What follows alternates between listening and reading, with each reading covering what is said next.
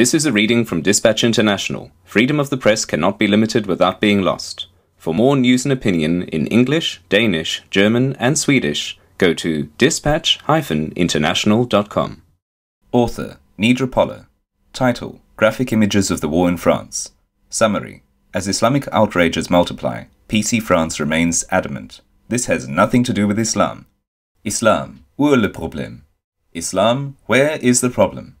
In the wake of the latest spate of Islamic rage operations, Yves Calvi, one of our most decent journalists, made an honest effort to squarely face the question.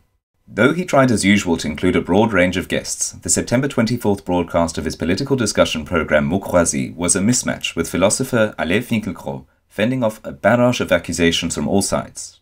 Accusations, of course, against us, not against Islam. The very possibility that Islam might be a problem was evacuated early on.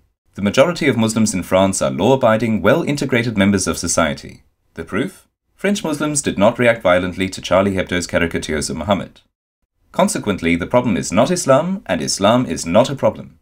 The problem is the failure of French society to integrate immigrants and make them feel at home. The problem is the stigmatization of Muslim immigrants down to the third and fourth generation, relegated to ghettos, victims of discrimination in the job market, subjected to humiliating ID controls, constantly suspected of criminality. Clémentine Autain of the Front de Gauche, the Left Front, extended the humiliation argument to its outer limits. Those immigrants had to put up with the debate on the national identity, the burqa ban, the invasions of Afghanistan and Iraq, and the festering Israel-Palestinian crisis. Finkielkraut and the socialist politician Julien André managed to squeeze in a few words about anti-Semitism without really linking it to Islam or stemming the tide of criticism of French society. Finkielkraut gave a subtle explanation for this studied reluctance to entertain the notion that Islam in and of itself might be a problem by citing the case of his colleague Robert Redeker, a philosophy professor who has been in hiding and under police protection since he published an unvarnished reflection on Islam in the Figaro Daily in September 2006. Asked for reactions to a proposed Qatari investment of 50 million euros in the banlieue suburbs, Calvi's guests were almost unanimously opposed to what seems like foreign interference in domestic affairs. But, argued Ramayade, who served as Undersecretary for Foreign Affairs in the Sarkozy government, we have to ask why Qatar would step in. It's because we have neglected the banlieue. Aside from the fact that it is not true, it does not explain the warlike behavior that actually provokes the question, Islam, where is the problem?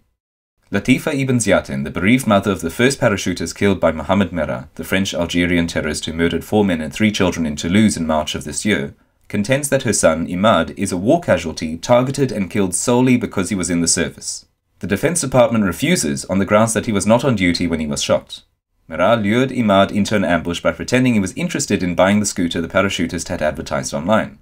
Merah's home movie shows Imad, who refused the order to kneel, standing upright and looking his killer in the eyes.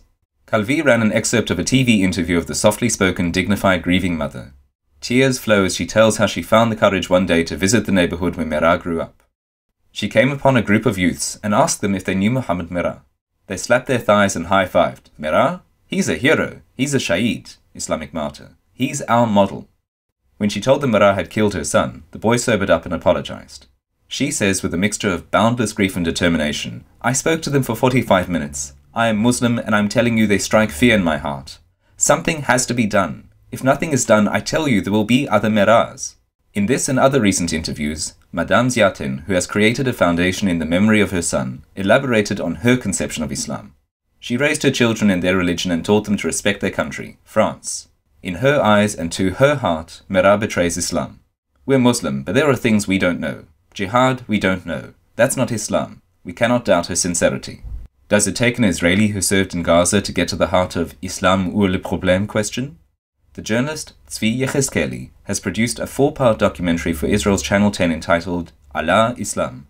Passing for a Palestinian journalist, he was welcomed into the intimacy of Muslim communities in several European countries including France and Denmark. See our own Lars Hedegaard in that segment.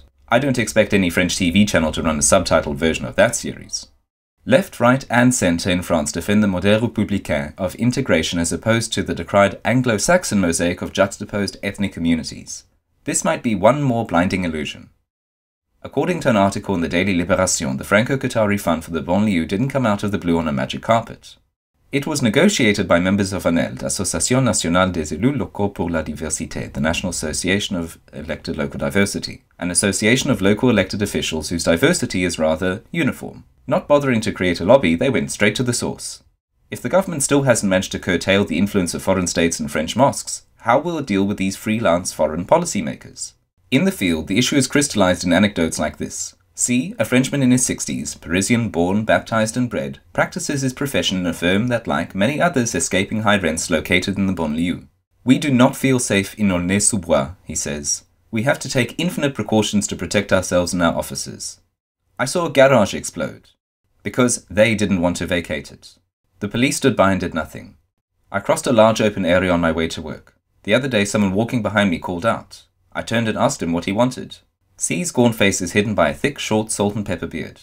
"Are you a Jew?" he asked. I replied, "Absolutely not." He mumbled, "Okay," and I went my way. What if he were Jewish, and admitted it? What if he bore some identifying feature, like Jewish eyes? Kevin Ubisi and Sofiane Tadbirt, both 21, were savagely murdered on Friday evening in Échirolles, a banlieue of Grenoble. Kevin and Sofiane were known as big brothers in the community, models of integrity, integration and success. They intervened to keep the peace, lead the way, help others to succeed. Kevin's younger brother had offended someone earlier that day by the way he looked at him. The offended party punched him and sprayed him with tear gas. Kevin asked the aggressor to apologize. The now doubly offended party raised a platoon of 15 young men armed with knives, clubs, hammers, baseball bats. They stabbed, slashed, and pummeled Kevin and his friend Sofiane to death. This evening, October the 3rd, President Hollande and Interior Minister Manuel Valls visited Échirolles. Residents pressed around the president, pleading for law and order. A woman called to him from an upper-story window. "We voted for you. Give us more police to protect us from these thugs." A tall African man said gently, almost talking to himself, "We came here to escape persecution in our own countries." Où est le problème? The problem is that these well-meaning afflicted people brought their misfortune with them. The skirmish between the youths of Échirolles and the thugs from neighbouring Villeneuve is of the same nature as this week's massacres in Kenya and Somalia. How can French society, the government, police and educational system deal with it? 12 suspects have been arrested in the Échirolles case. Among them are 2 brothers who are serving in the army and their mother. Tzvi Yves Calvi's documentary in Hebrew is posted at This Ongoing War. Dispatch International would like to be contacted if somebody would provide the series with English subtitles.